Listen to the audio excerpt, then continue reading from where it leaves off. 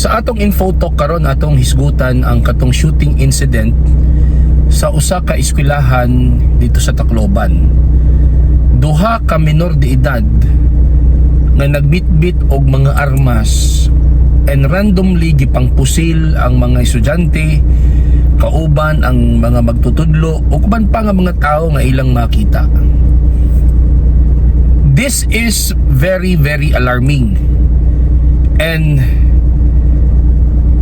dapat matawagan na og seryosong atensyon ang atong gobyerno.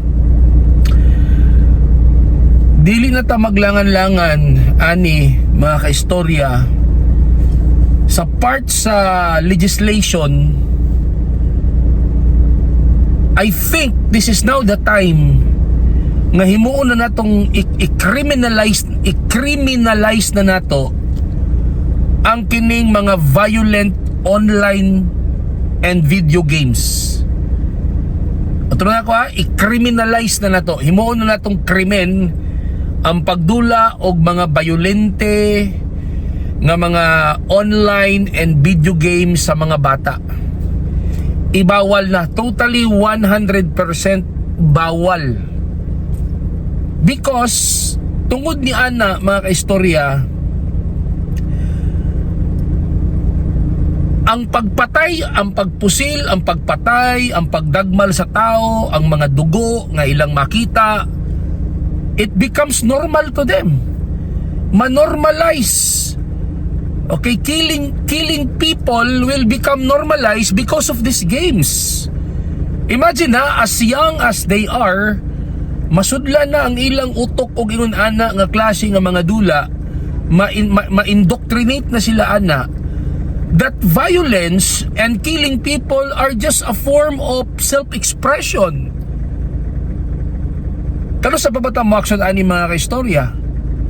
Kanang daghan pa ang mga matay nga mga estudyante o mga magtutudlo kay pampusilon sa ilang mga estudyante.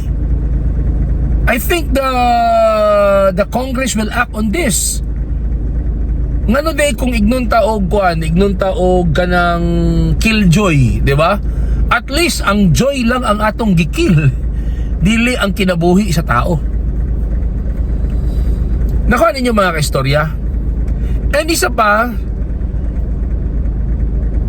strict implementation yun po mga kaistorya sa bullying. Sa bullying, strict implementation. Kanang kung kinsa manggaling ang bata or estudyante nga masapon, mapamatud-an nga gapang bully, dapat tagaan gyud og strict penalty sa school. Suspension and possibly termination para magkaroon ng ngipin ang batas para maramdaman sa mga estudyante kung unsa ka istrikto ang balaod nga dili maayo ang mambuli. Kay base sa mga balita, katong duha ka mga bata nga namusil, biktima to sila sa bullying. Mibalos lang sila. Kaya lang mali ang ilang pagbalos, ilang giawat sa mga video games, sa mga online games nga ilang nakita. So katala sa mga kaistorya, dili man na to. Kaya ang focus manggod kay ngano daw kunong nakakuha og armas, ang mga bata, mali ba sa ginikanan nakawaton ng iyang armas, di ba? That is not a solution. Ang solution mga kaistorya is ato yung tangtangon, i-criminalize nato ang mga violent online and video games o strict implementation yun sa bullying.